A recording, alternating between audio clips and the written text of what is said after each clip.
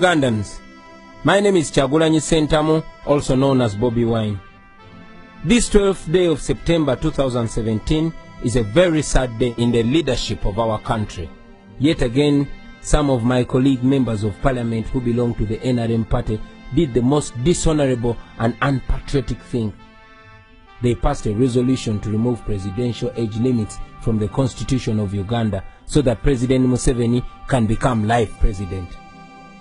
They did this at a time when our nation has been bleeding for the last 31 years. Our country's former glory is all gone. Corruption rates are alarming, service delivery is at its worst, and women are dying while giving birth. Unexplained murders everywhere, and the judiciary is a mockery. Our children face an uncertain future, where unemployment is the order of the day. The national debt has turned us into slaves, and the gun has become the master.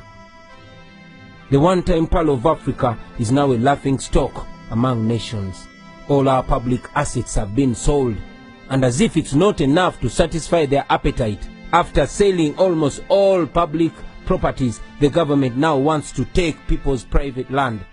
And in response to this, your elected members of parliament think the best response to this crisis and national shame is to remove age limits. Other than thinking of rescuing Uganda from this mess, they are asking that Uganda sinks even deeper. Well, my message to them is this: you are traitors. You have betrayed your country. You have sold your conscience for cheap. History will judge you very harshly. You should remember that it is your children and your children's children who will inherit this mess that you have created. You should individually reflect on what you have just done. Remember that there will be a time when you must account for this nonsense. Today, most of you who put up your hands to support this resolution, you have put your names on the national wall of shame. You should think about how you want to be remembered, whether as men and women who loved their country or as people who thought only about themselves. You should also remember that you swore an oath to bear true allegiance to the Republic of Uganda and uphold its constitution. So by passing this resolution, you did exactly the opposite of what you sought to do. Well, the good news is that there is still time for you to withdraw your endorsements before it's too late. And before I forget, I want to thank those few patriotic NRM MPs who rejected the madness of raping the Constitution. You are heroes, and please maintain your stand. Do not bow down to pressure, because your voters are watching you and they will be rewarding you. And to President Museveni, in 1986, you asked for 4 years to reorganize the country and hand over power to a civilian government. We agreed. You personally said that Africa's problem was not the people, but the leaders who overstay in power. In 1990, you asked for 5 more years to be able to enact a durable constitution for the nation, and then go. We agreed. In 1995, you asked for a new mandate under the constitution. You asked for 5 more years. We agreed. In 2001, you requested the nation to renew your mandate for the last constitutional term. We agreed. In 2005, you moved to remove presidential term limits. You told us that you wanted only 5 years to be able to consolidate your achievements. We agreed. And then in 2011, you came back. You campaigned under the Prosperity for All slogan. You promised that poverty would be history in Uganda after that term, and that you would return to Rwachitula and look after your cows. These were your words. 2016 came, and again you came back, asking for the very, very last term. Yes, in a televised address, you told the nation, and you swore that you would certainly not lead beyond 75 years of age. You told us that after 75, a leader would no longer have the vigor required to run a country. You promised that your last term would be a term pledging to fight and end corruption.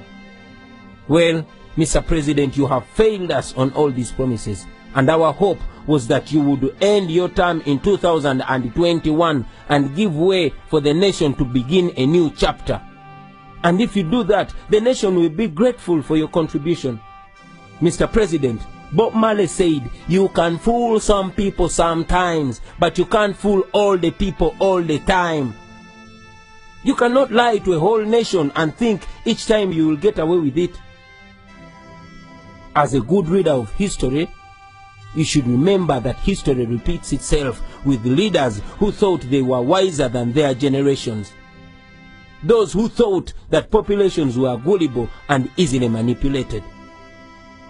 Usually there comes a time when people are tired. Ugandans are tired. They have been patient with you. They have been respectful and generous with you, knowing that in 2021 a new dispensation will come. Please do not abuse our trust and patience. Come out and clearly disassociate yourself with this madness. Our children want to emulate a leader who does not lie to the country on national TV.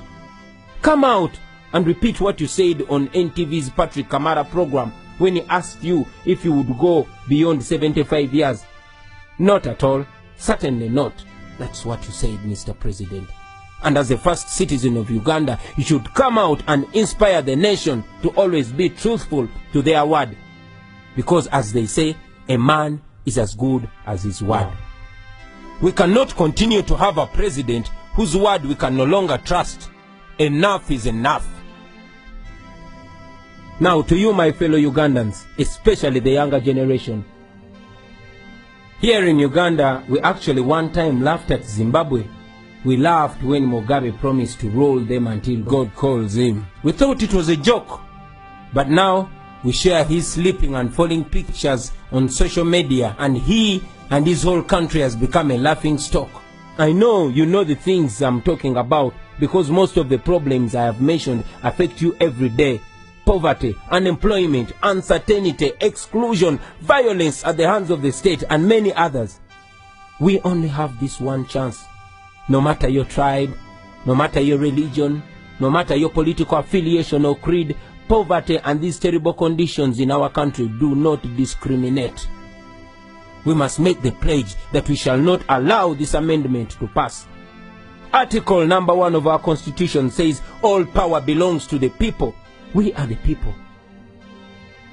If this Constitution is amended today, we shall have ourselves and only ourselves to blame for eternity. 20 or even 30 years from now, President Museveni will be asking for more terms in office, and you will be perhaps on your sick bed or dead. And if you're still living, you will be living in these suppressive and oppressive conditions. At that time, you will look back and wish you did something today.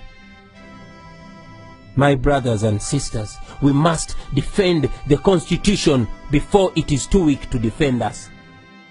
Article 3, Clause 4 of our Constitution says that all citizens of Uganda shall have the right and the duty at all times to defend the Constitution. It also says that any person who resists amendment of this Constitution commits no offense. I want to call upon all leaders, from religious leaders, cultural leaders, leaders of the business community, members of civil society, leaders of educational institutions, journalists, bloggers, fellow artists, and all of you fellow Ugandans.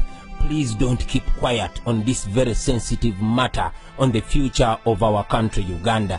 As it has been said before, and now seems real in our times, that the world is suffering not because of the words of the evil people, but because of the silence of the good people. Speak up, stand up and prevent this rape of our Constitution, or else your children in future will ask you what you did when the nation came to this point. Begin today and exercise your God-given right. Call your member of parliament, or better still, pay them a visit and demand for accountability. Stand up and speak up. Rise up before it's too late, my brothers and sisters.